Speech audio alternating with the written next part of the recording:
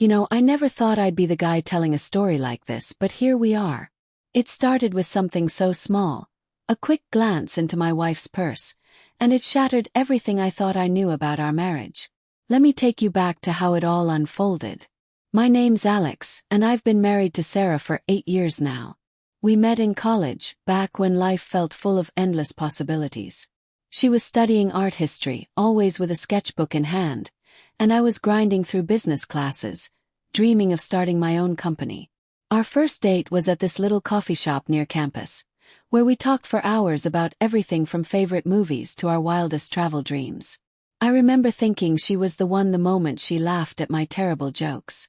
We got engaged 2 years later, right after graduation, and our wedding was this beautiful outdoor ceremony in her parents' backyard. Vows exchanged under string lights, promises of forever. Life seemed perfect. For the first few years, it really was. We bought a cozy house in the suburbs, the kind with a white picket fence and a garden Sarah tended to every weekend. I landed a solid job in marketing, and she worked as a curator at a local gallery. We'd come home exhausted but happy, cooking dinner together, binge-watching shows on the couch, planning trips we hope to take someday. Our days were filled with those little routines that make a relationship feel secure. Mornings started with coffee in bed, her head on my shoulder as we scrolled through our phones. Evenings ended with quiet talks about our days, sharing laughs over inside jokes. We weren't perfect, sure, we had our arguments about money or chores, but we always made up quickly. I trusted her completely. Why wouldn't I? She was my best friend, my partner in everything. But then, subtle things started to shift. It was nothing huge at first, just these tiny cracks I tried to ignore. Sarah began staying late at the gallery more often, saying they had new exhibits coming in that required extra hours. I'd nod and say I understood, even though it meant eating dinner alone sometimes. Her phone started buzzing more at odd times, and she'd glance at it with this quick smile before typing back. Just work stuff, she'd say if I asked. I believed her because, well, why not? We were solid. Or so I thought. One evening about 6 months ago, I noticed her purse sitting open on the kitchen counter. She was in the shower, and I needed her keys to move her car from blocking mine in the driveway. As I reached in, my fingers brushed against something unfamiliar. I pulled it out without thinking, and there it was. A pack of condoms. Not just one or two, but a whole unopened box. My heart stopped. We hadn't used condoms in years. We'd been trying for a baby for the past 2, actually. Doctor visits, fertility talks, the whole emotional roller coaster. So why would she have these? My mind raced. Maybe they were old, forgotten from before. But no, the expiration date was way in the future. Fresh. I stood there, staring at them, feeling this wave of nausea hit me. Was she cheating? The thought sliced through me like a knife. I shoved them back in, grabbed the keys, and pretended nothing happened when she came out of the bathroom. Her hair wrapped in a towel, smiling like always. That night, I lay awake beside her, listening to her steady breathing, my mind spinning with questions. Ooh, why? How long? I didn't confront her right away. Part of me was terrified of the answer, afraid it would confirm my worst fears. The next few days were torture. I started paying closer attention. Her late nights at work stretched longer.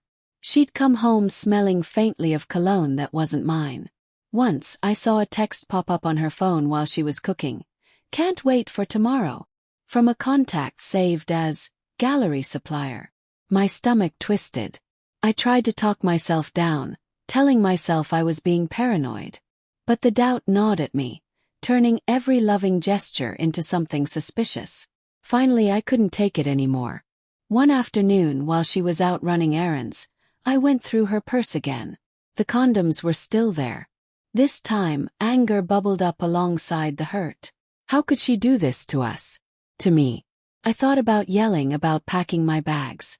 But then an idea hit me, something petty and pointed, a way to make her face what she'd done without a screaming match. I grabbed our wedding photo from the nightstand, the one where we're beaming at each other, rings fresh on our fingers. I slipped it into the purse, right where the condoms had been, and tossed the pack in the trash outside, buried under some junk mail so she wouldn't find it easily. That evening we sat down for dinner like normal. She seemed distracted, checking her phone more than usual. I forced myself to act casual, asking about her day. "Oh, busy as always," she said with a shrug.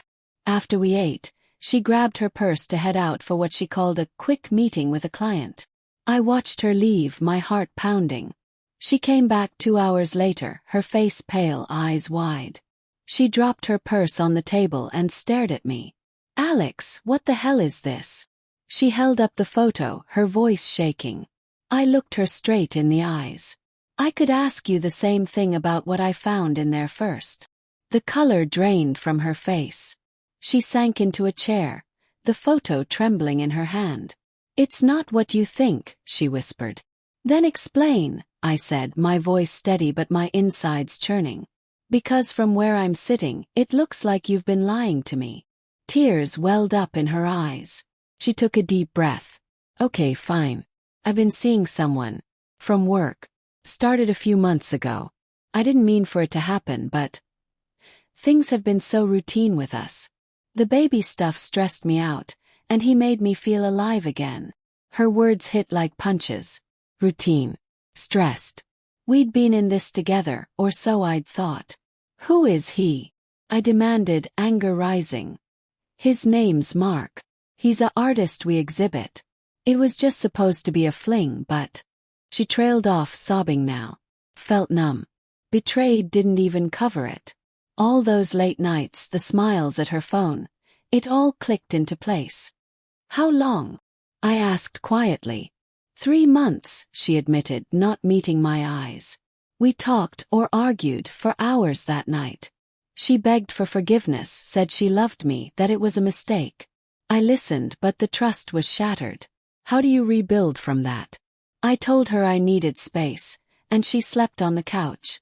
The days that followed were a blur of pain and decisions.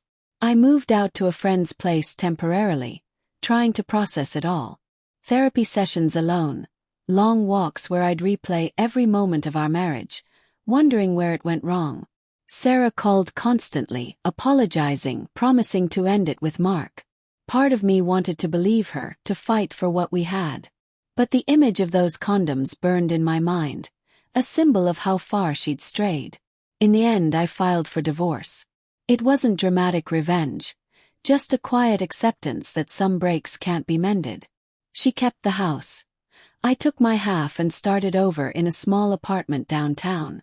It's been lonely, sure, but there's a strange peace in knowing the truth, no matter how much it hurts. Looking back, swapping those condoms for our wedding photo was my way of reminding her, and myself, of what we'd lost. It forced the confrontation, ripped off the bandage. Life moves on, but that moment, it taught me that love can blind you, and sometimes the smallest discovery can change everything.